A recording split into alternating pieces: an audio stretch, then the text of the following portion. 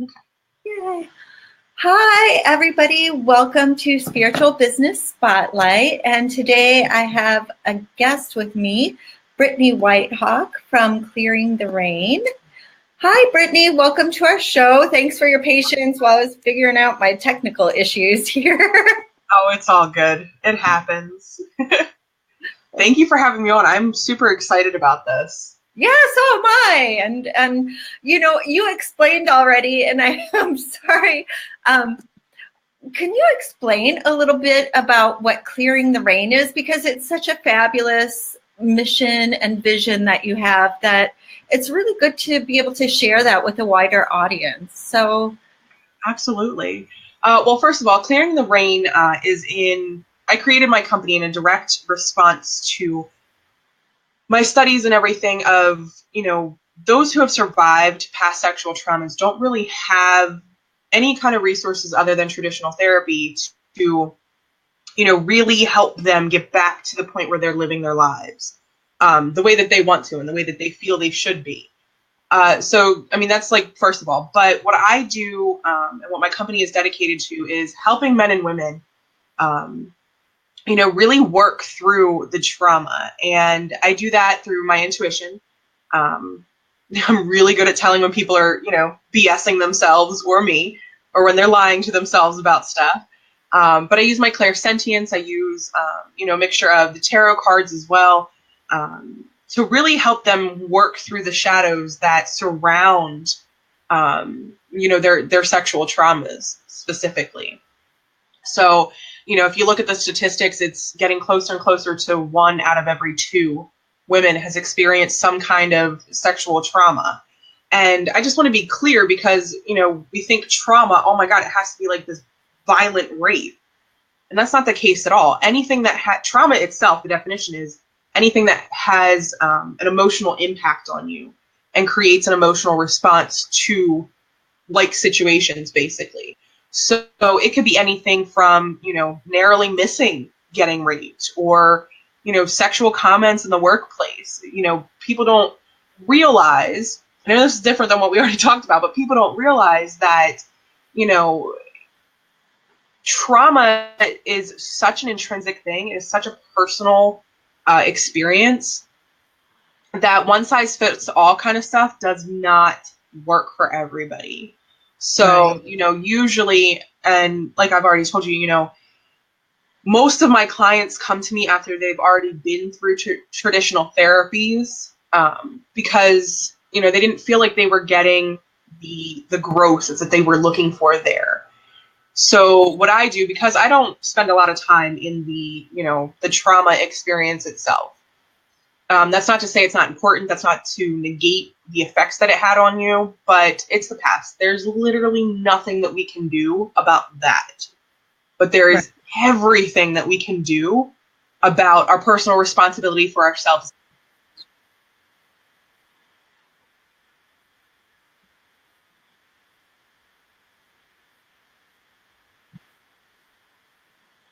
Right. Well, and a lot of people, it's not just one trauma to focus on. It's a series of different events, or, it's not something that, a person can really, that you can say, okay, let's go back.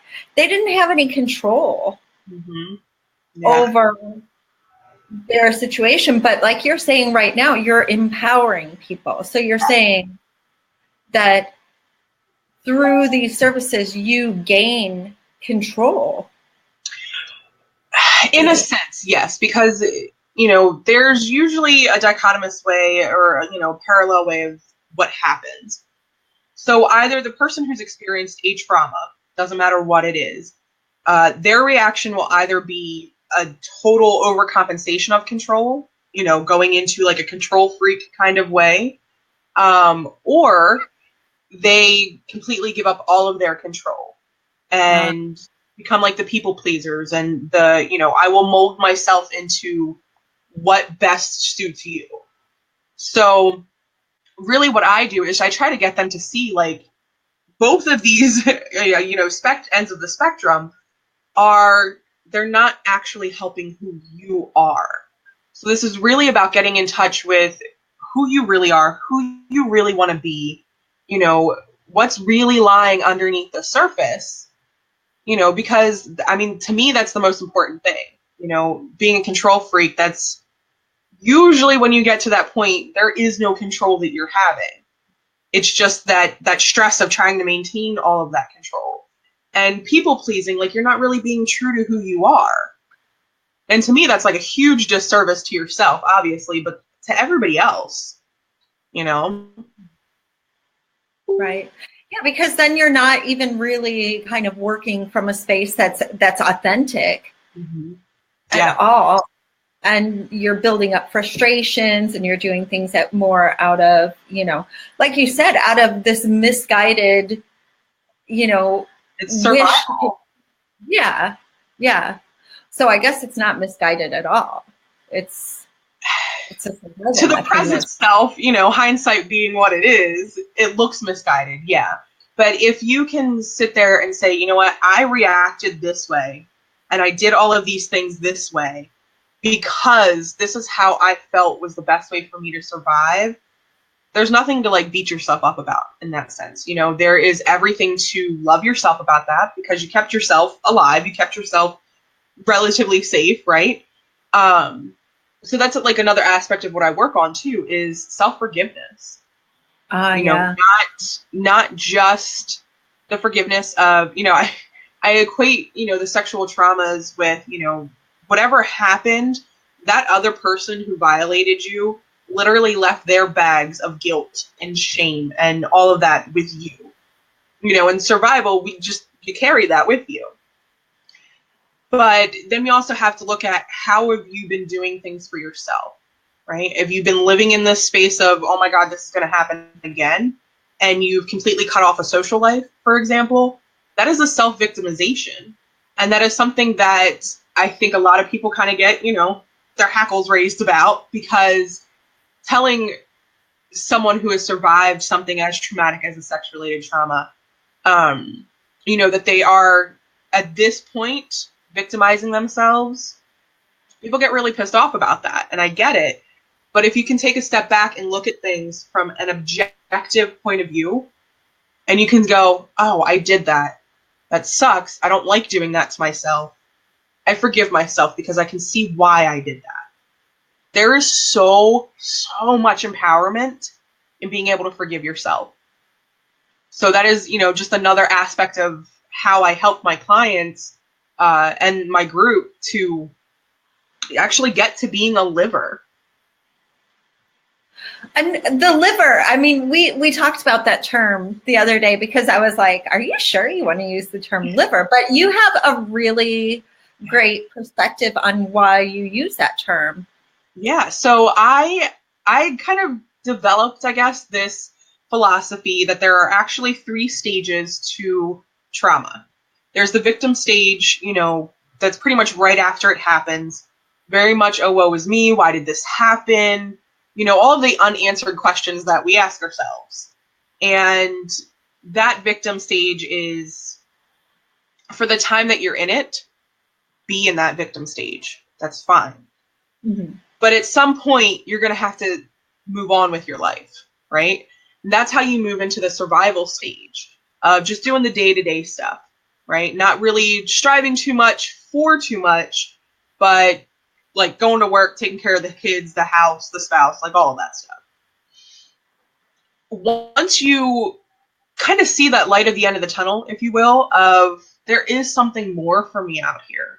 There is something that I feel like I'm missing, that I need to feel whole, to really get over this. That's when you then move into the liver stage, as long as you're actively living stuff. So the reason that I use the term liver is because it's a combination of liver, like someone who's actually living, but also because, you know, you hear liver, we think the organ.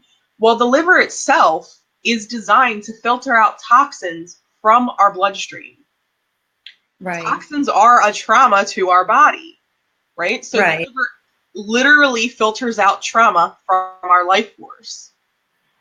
filters out trauma Right. for life. That's what a liver does. It has filtered out all of that trauma that they've experienced. And it's not to negate it. It's not to say it didn't happen or, you know, push it away to the side, but it's to say it happened. But this is where I can be now. And where I am now is so much brighter. It is so much better. I feel more confident. I feel empowered. I trust myself, which is a huge, huge thing, you know, the trusting of yourself. So when you can get to the point of being a liver, you are actually back in control, like you were talking about, but back in control of your own life. How it should, I don't like to should on people, but how it should look, you know? Right, right. And I think that part of this is like that soul clearing that we were talking about when in the first part that got cut off. But you know, like people go to the doctor and they get the physical trauma treated, and they go to the psychiatrist and they get kind of like the either the chemical or the mental trauma treated. But a lot of times in our modern life or Western world, they don't believe in treating the soul. Yeah. And so services like yours or mentorships like yours are really geared towards being holistic in a different way. Yeah. And just in the same way that the liver would remove the toxins from the bloodstream, you're working on removing the toxins from the spiritual, energetic stream. Yeah, absolutely. Yeah. Right. Mm-hmm. And I feel like it's super important for people to understand that, you know, especially with sex trauma, but any kind of trauma, if it's an emotional trauma, if it's physical traumas or anything like that, there is always the opportunity to come back from that and come back better. You know, a lot of times I'll hear my clients say to me, you know, like, I want to get back to where I was.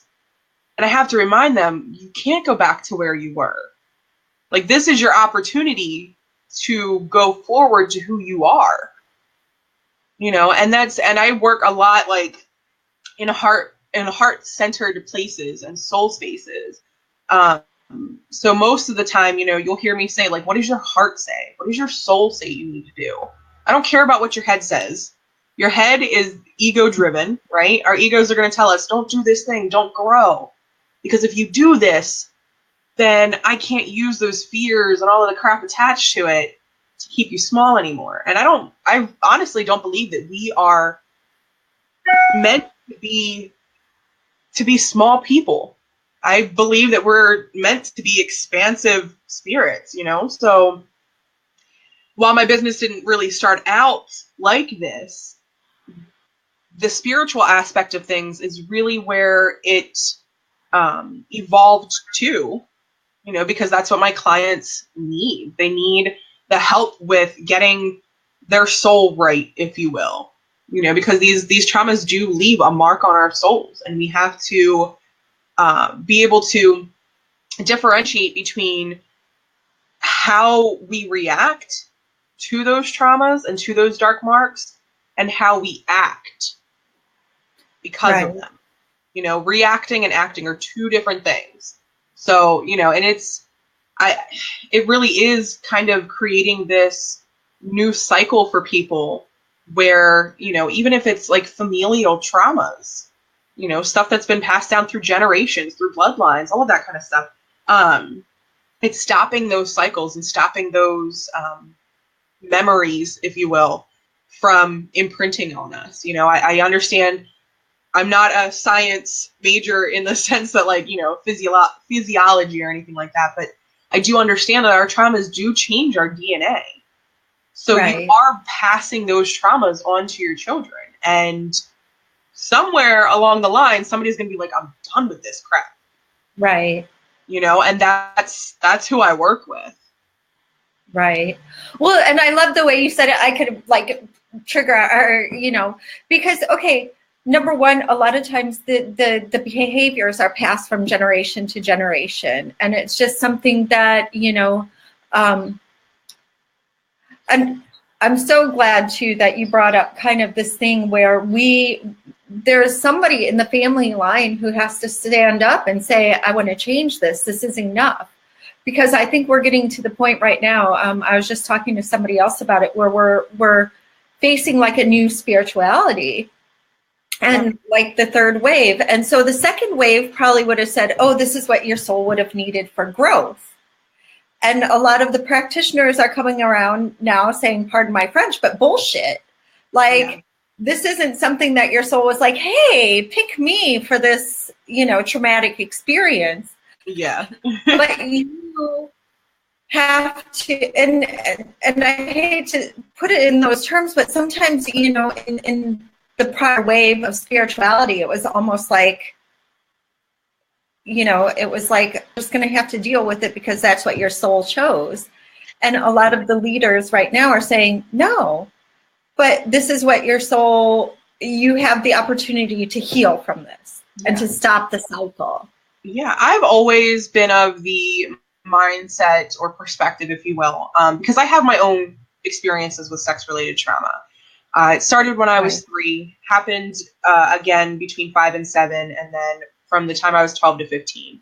So first, I just need to throw in here, do not be misguided that sexual predators are only men, because the first 2 times it was women. They were babysitters. So, and then the third time it was actually my biological dad. So it's not the strangers you don't know, it's the strangers you do know. And, for the longest time I was like, oh my God, why I was in that victim state of why did this happen to me? Why did my soul choose for this terrible shit to happen to me?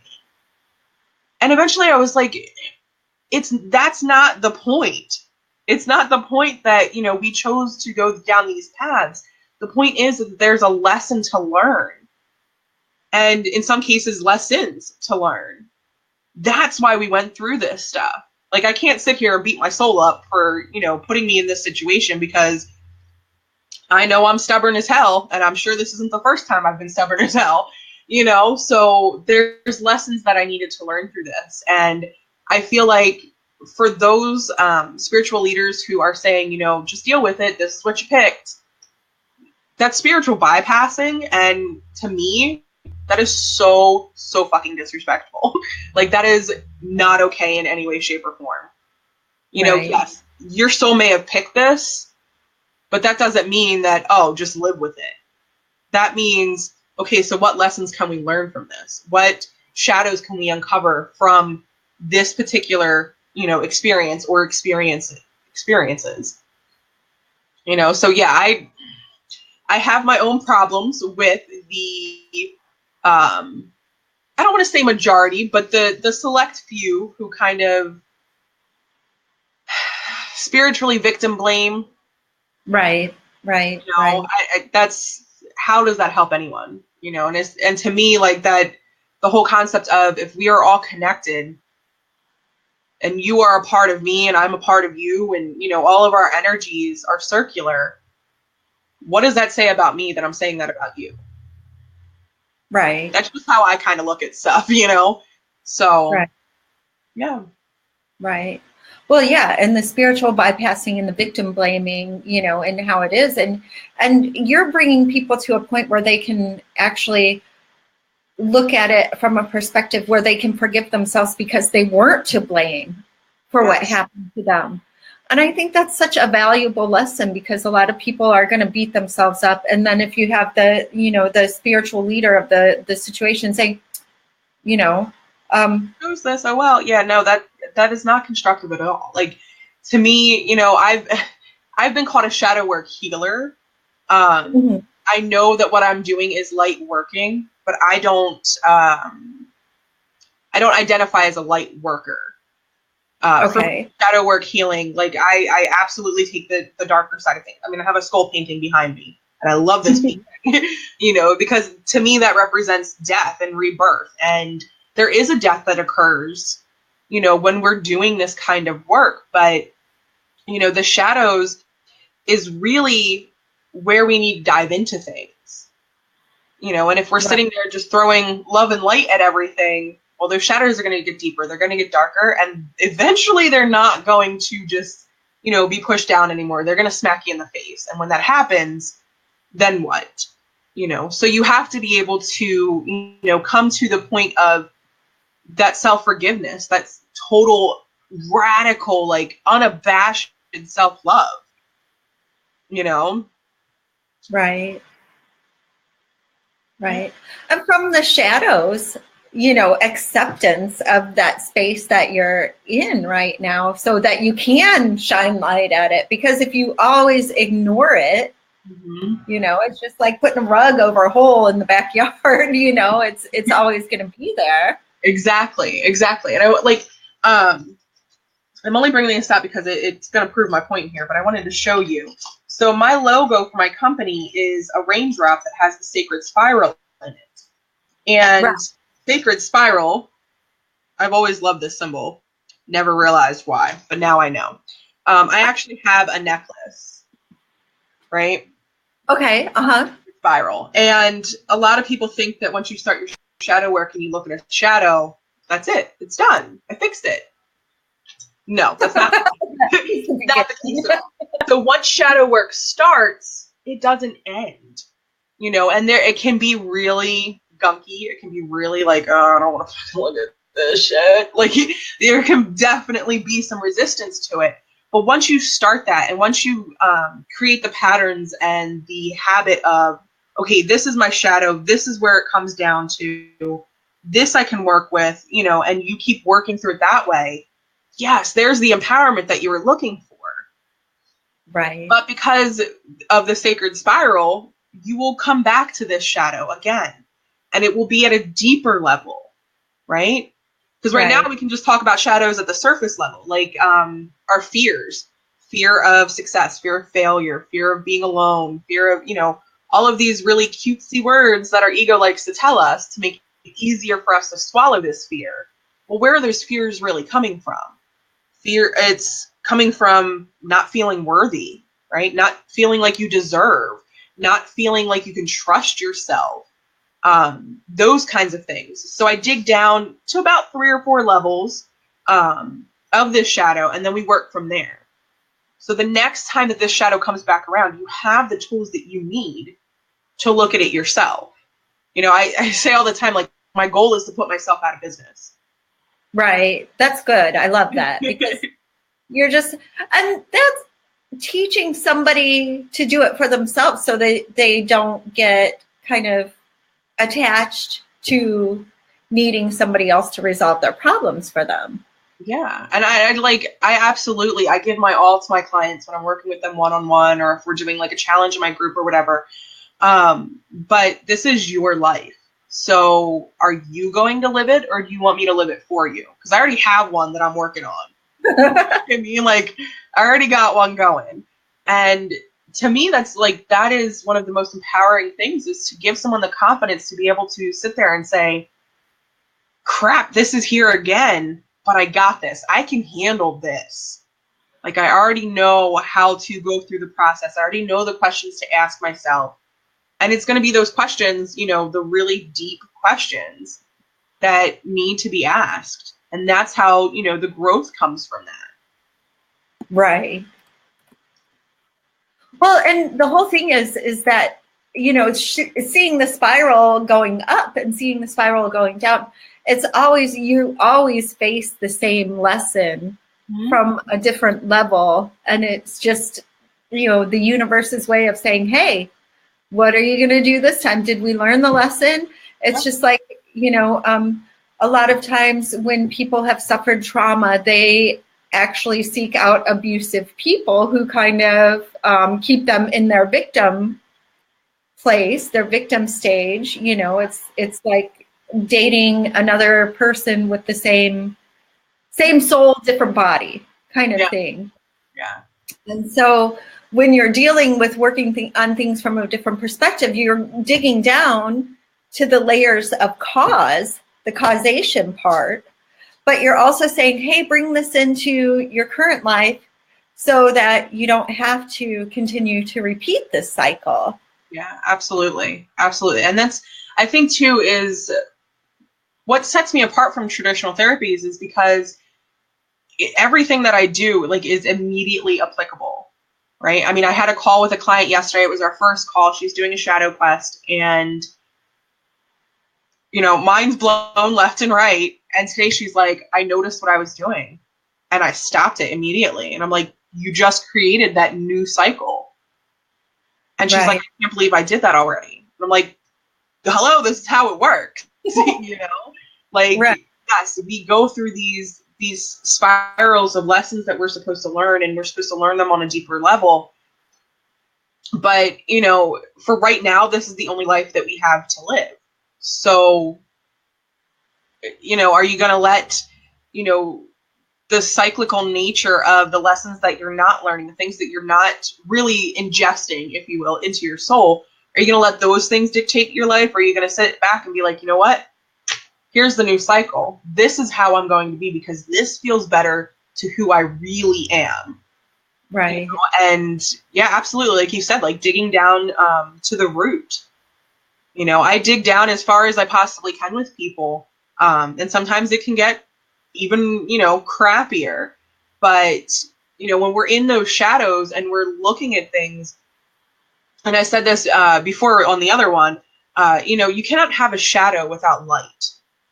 So if you're sitting there and you're listening to your ego and it's like, don't go into those places. Don't look at how much of a crappy person you are. Well, that shadow can't exist without light. So, I bring that to the surface, and I bring the perspective of here's the good in this thing. Here is, I guess like just using an example of a shadow with like the worth thing. Your soul knows how worthy you are. So, and your heart knows how worthy you are. So with this shadow, like the reason why it's a shadow, the reason why it goes so deep is because the truth of it is too much for your ego to take. Right. You know what I mean? Like it means something so much to you. And how beautiful is it that something can mean so much? So I mean that's just one example, and it's really a case by case basis, if you will, because we are so different, and there are so many different ways that the same fear can lead to something else. So I absolutely believe in going to the root, looking at the side effects from the symptoms from the root cause. So kind of using like medical jargon, but at the same time, a side effect might be that control freakedness that people have, the need to control everything because from the symptom of, not being good enough or not feel like perfectionism, and then that goes down to the root of not feeling good enough or feeling like you're just enough, period. So we work on that, and we look at all of the examples that we can of how those symptoms and how those side effects have shaped what your life looks like now. And then, okay, so here's where we can break this cycle. Here's how we can start a new one. So it's not just let's dig into your shadows and I leave you there. Like, no, I walk with you the whole way through this stuff. I like to say, I shine my light when you need a little bit of extra. But other than that, I'm a couple steps behind you. I'm letting you go through it because this is your journey. I'm here to help. It can be a daunting task to go into our shadows and to really look at ourselves and look at our responsibility and, the things that might be kind of shitty. I'm here to, help shine the light when you need more. I'm here to push you on when you need a little kick in the ass, and I'm here to also, coddle you when it is the really deep stuff and it's revelations that kind of rock your whole total world. So it is a delicate balance between kind of this like ballsy, I'm not messing around here, but also I'm very tender and I love you for what you're doing. And I don't think a lot of people can do that. I don't think they have the capacity to be able to be both at the same time. And I think that's one of the reasons why my clients love working with me so much is because they know, like, I'll give you the push when you need it, but I'm also going to be here to pick you up when you fall. Right. Right. Excuse me. Well, and that's really important because you, like you said, you can't just, you know, a lot of what's out there kind of takes you into your shadows or into the little pits and kind of says, okay, now you're in the mud, swim out, you know, and you're just like, but, you know, I need a little help here. And I think on your website you have like a workbook. Is there a workbook that people can work through by themselves? And then yeah, my master guide to being a liver part 1. I just published that last week, the week before. So what I do with my one-on-one clients is I actually have a list of 12 workbooks that they can choose from when they're working with me. And yeah, these workbooks I have basically, I've designed them from questions that I've asked myself. So you're never doing anything with me that I haven't already done. But what I decided to do was, you know, there are people out there who aren't quite ready for that deep, intense work with me. So I decided to do the master guide to being a liver. There's going to be 4 parts of it. So basically, I took 3 of my workbooks. I took Fear, Trust, and Boundaries, and I made that into Master Guide Part 1. And then you can work through that on your own, you know, and if you're finding like you're struggling through those things, my hope is that you realize like I am struggling with this. I thought I could do it. I'm kind of sinking here. I'm in the mud. I need help out, like you said. And then, you know, you can come to me and we can work through that. But I really wanted to give people the opportunity to get the help, to go through these shadows, to look at these things without the added pressure of, you know, making their calls every week and all that kind of stuff. So yeah, I started that. I already have Master Guide Part 2 like outlined and ready to go. So I'm going to wait a little bit before I drop that one. Yeah, it's, like I said, my goal is to put myself out of business. So I want to change the dialogue. I want to change the societal mindset on what it means for people who've been through traumas. You know, we're not victims. Right? We're not just survivors. We're not just that girl that got raped. You know, or we're not that guy that doesn't talk about the time he was raped. We are so much more than that.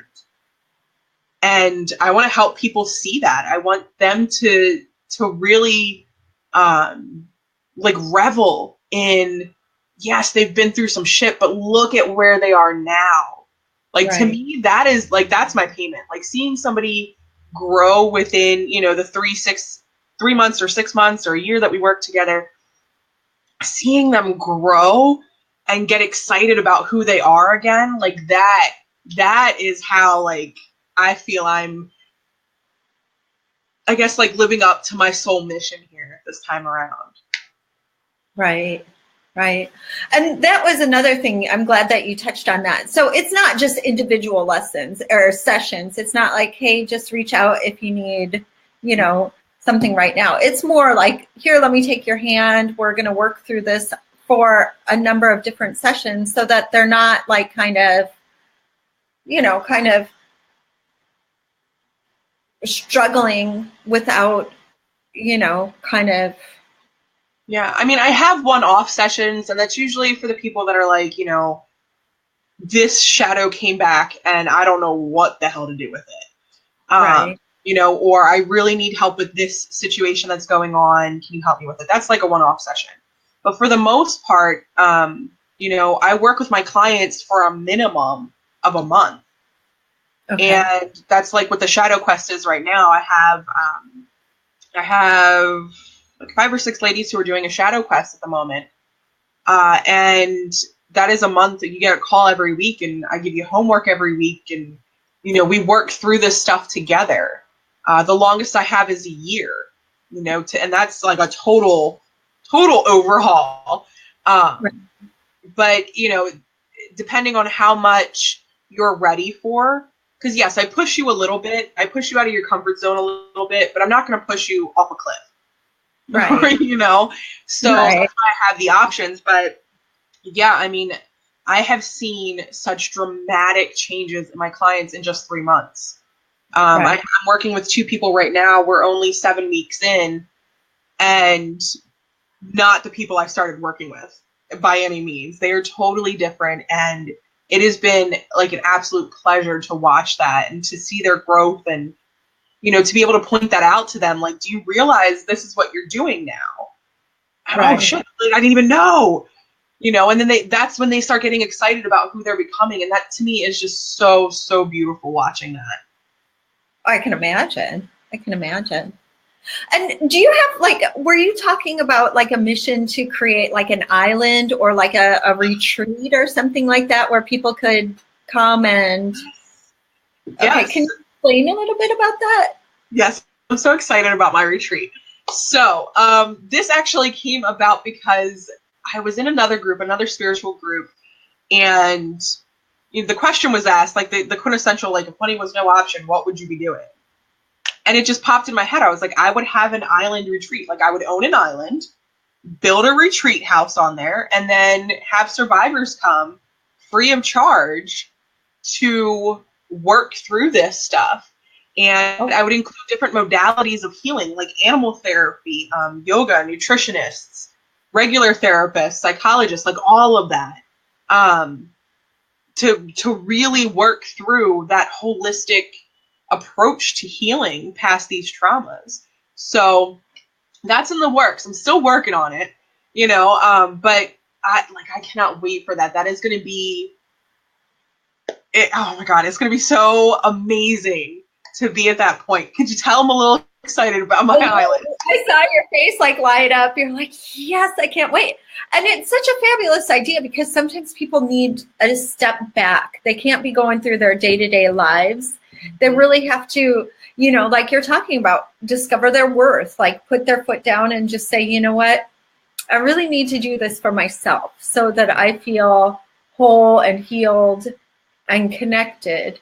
Yeah. And to have the ability to learn so much at one time, So how do nutrition is so vital. Psychological support is essential. Spiritual support is great. Trusting animals, like getting that unconditional love and support from an animal. Yeah, I mean, it's really a fabulous idea to say, okay, I'm going to put everything together in one place. Yeah. And that is something that has not been done yet, and there's studies for everything proving their efficacy with healing from things. And I feel like to be able to have that in one place for, the clients that come, and to be able to offer that to them free of charge, because like the next step in things is to actually start a foundation. And that foundation will pay for those people to come to the retreat, and pay, the people that are there facilitating everything. But, I keep having this vision of like a group of women and men who have all shared the same experiences, general experiences, if you will. Sitting around like this big, giant, white, fluffy couch. Everybody's just relaxed and chilling, and like there's dogs and cats everywhere. And, there's different kinds of animals, outside that people are like just walking and talking to and getting some of that stuff out.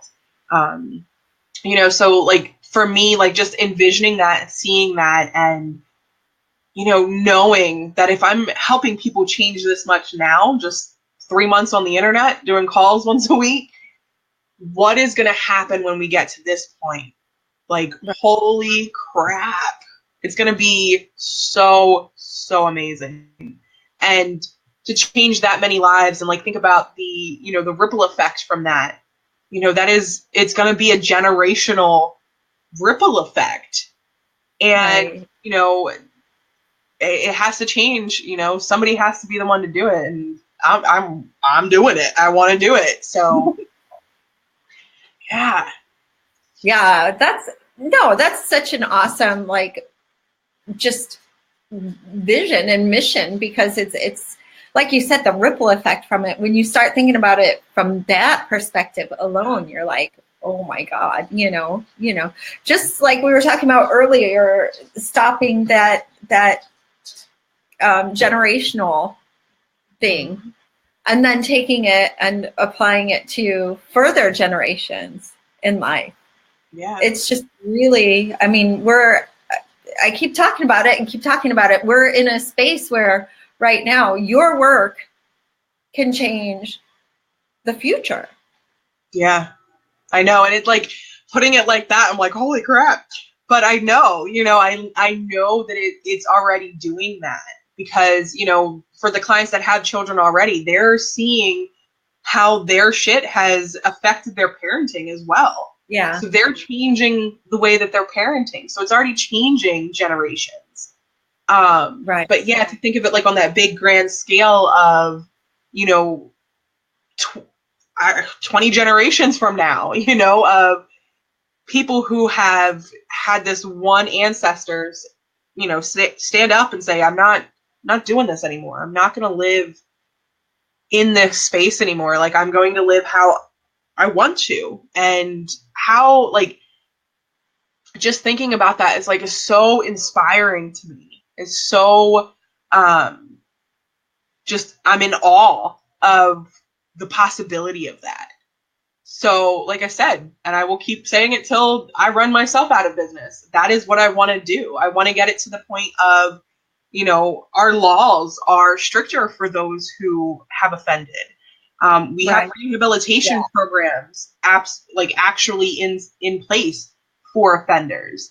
With my schooling, I have my background in criminal justice, so I've studied both aspects of the criminal and the victim. And my senior capstone, I actually wrote a paper on the inefficacy of Megan's Law and how, singling those people out as sex offenders does not help anyone. It doesn't help them. It doesn't help us as a society. It doesn't help as far as reintegrating them back into society. And I came up with this whole idea, which I haven't really shared with anybody yet, but I am starting the process of how to introduce a bill into our legislation, because I want to see the model that I came up with come into fruition, which is, those who offend the first time will actually have to pay a nominal fee each month that goes towards victim services. That keeps them in the workplace, that keeps jobs from discriminating against them. But then it also goes back to the victim. We've gotten so far away from a victim-based justice system and gotten to a criminal-based justice system. And, we hear constantly, like, I cannot tell you how many times a day I see things where, somebody offended and, maybe it's like 6 offense and they're, you got 6 months in jail. Like that, no, like the person who you victimized lives with this for the rest of their lives, right? Those memories don't just go away. That trauma doesn't just go away. It is always there. And that's why we have that sacred spiral of the shadow work, but how we deal with it can change. So I absolutely feel that, our legislation, the bills that we have right now, the sentencing that we have right now, the probation that we have right now, for offenders has to change. And I mean, I could go on probably till Sunday talking about this stuff, because I'm that adamant about it. But, it's kind of the idea of, you tell a dog that they're bad enough times, they think they're bad and they behave badly. So you tell someone you're just a sex offender, that's all you're ever going to be. Well, that sex offender's only ever going to be a sex offender. So the recidivism and the rate at which they reoffend for sex predators and, rapists and all of that, it is so, so high because we have this stigma on them. And, I don't think a lot of people have this view because it's, they offended and they victimized someone, burn them at the stake. Well, who does that really help? Right. But I would have to ask, like, is it a sickness though in the person that needs to be treated and I mean, this would probably be a discussion for a different time or something like that, because in my viewpoint, a lot of it isn't necessarily stigma based, but is more sickness based. Yes, absolutely. Sickness based. Yeah. Yeah. And the one thing that I feel like the general public really doesn't understand is that those who are offending, there is a 90% chance that they were offended against at a younger age. Right, exactly. Right? So, with my ideas as far as like changing the legislation and the probation and all of that kind of stuff, it would be a lifelong, like, you have to pay into victims resources, and you also have to go through therapies and, get all of that crap, basically filter all of that trauma out of your own system, because angry people hurt people, hurt people hurt people. Right. So, yeah, absolutely. I do feel like it's a sickness, but it's more of a soul sickness instead of a mental sickness, and a mental sickness, yes, there have been studies to prove that, but at the same rate, like, if we're almost down to 1 in every 2 women who have been offended against and 1 in 5 men who have been offended against, this is more than just a mental sickness. This is a soul. It's a that needs to be addressed for them as well. Yeah. Right. And like you're saying, a generational sickness, and it's something that's passed on, because a lot of times, like you said, the perpetrator is actually a victim, and that person is just acting out either rage or hurt or, like that expectation, even in some cases, that they should act in a specific way or be macho, or, they're not given the proper tools for really, kind of processing things like sexuality or desire or and when the short sentences that they get in jail, they're not getting the therapies that they need in jail. Yes, you can sit there and talk to someone and have someone tell you, oh, you're healed, but that's not really the case, because they're still going out and reoffending. Right. So, I mean, I have my viewpoints on sex offenders and the way we treat them. Right. For the most part, I have a compassionate view on how we treat them. I'm not saying in any way, shape, or form that what they do or have done is in any way okay, because it is absolutely not. No. But again, that personal responsibility, like, we have a responsibility to every single member in our society, regardless of what they have done, to help them to heal. So, that's why I want to get this, this bill introduced and all of that, and, to really change at this point, I'm calling it what it is. It's a rhetoric on rape culture.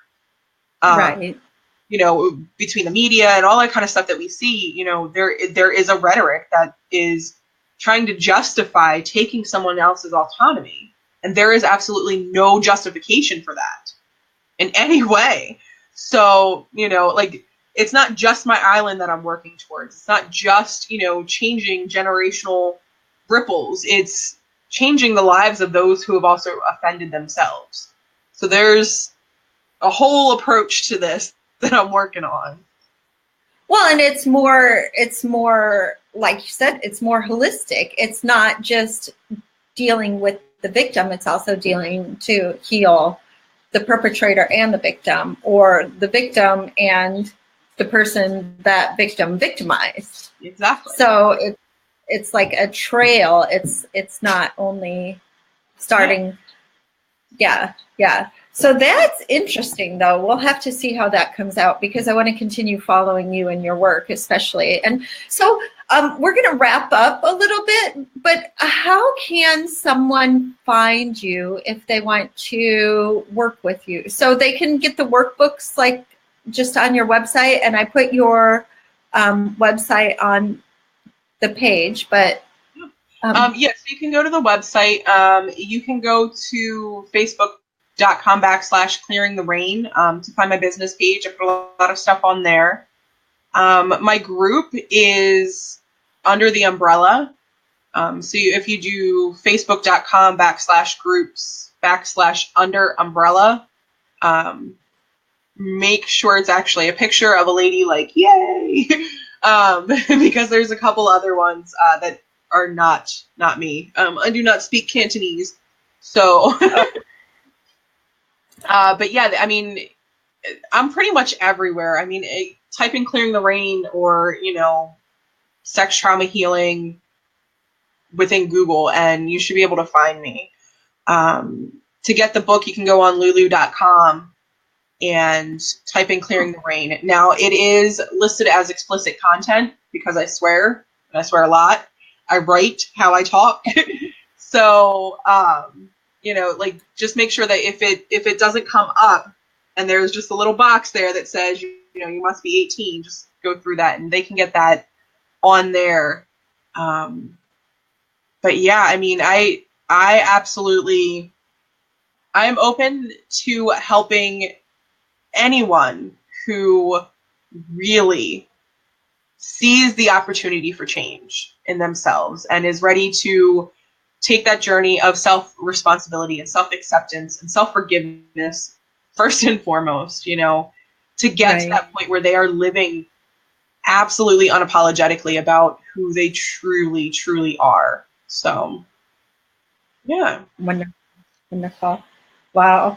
So, thank you, Brittany. Thanks for sharing with me today, and thank you for being here, and thank you for your mission. I mean, I'm sure that people don't a lot of times say, you know what, thanks for, putting yourself out there and helping society out in this way. So yeah.